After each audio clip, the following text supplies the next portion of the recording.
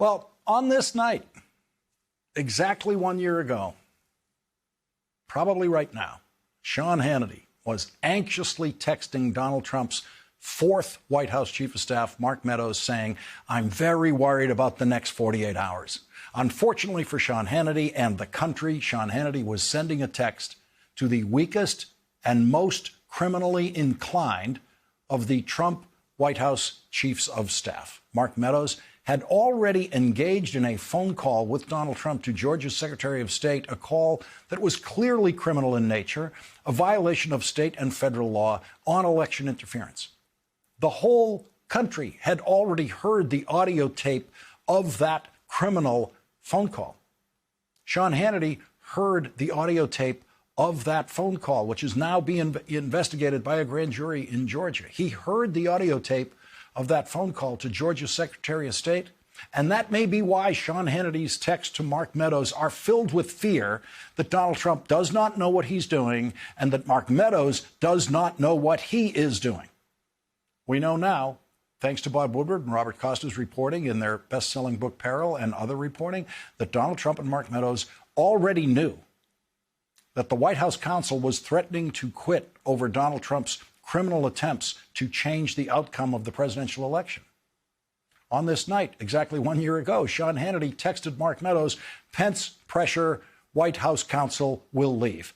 Mark Meadows already knew that. Sean Hannity knew that Mark Meadows already knew that. But at this hour, 1 year ago, Sean Hannity was desperately trying to get the weakest White House Chief of Staff in history to step up to a deranged president and do the right thing, say the right thing. It was on this day, 1 year ago, that Mike Pence told Donald Trump in the Oval Office that he was not going to violate the law and attempt to reject electoral votes submitted to Congress the next day. In that meeting on this evening, 1 year ago in the White House, Donald Trump told Mike Pence, "What do you think, Mike?" Trump asked. "Look, I've read this and I don't see a way to do it. We've exhausted every option. I've done everything I could and then some to find a way around this. It's simply not possible. My interpretation is no.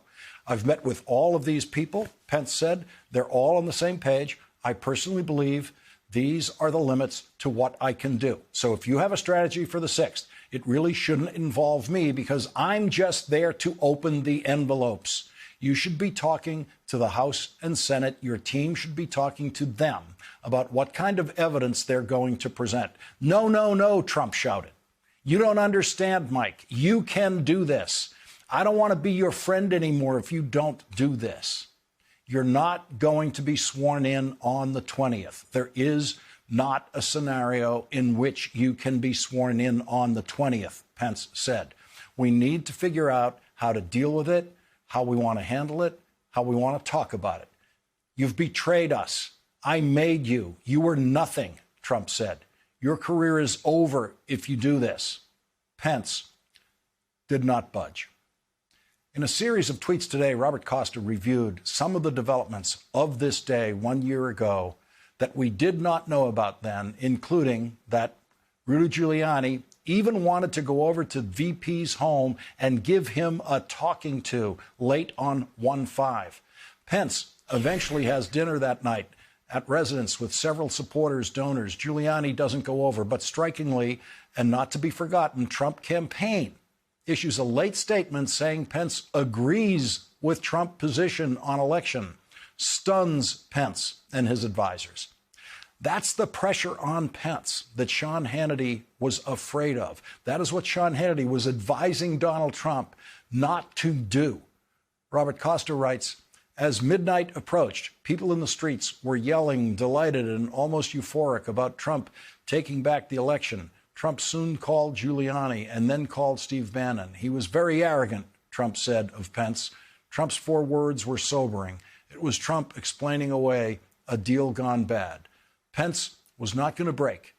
If Mike Pence was arrogant, that meant Trump's push was dead. Very arrogant, Trump reported. Trump kept tweeting into the night. The January 6th committee wants to hear all about this from Mike Pence. His life was in danger. I would hope that he would do the right thing and come forward and voluntarily talk to the committee. You know, everybody there didn't have a security detail.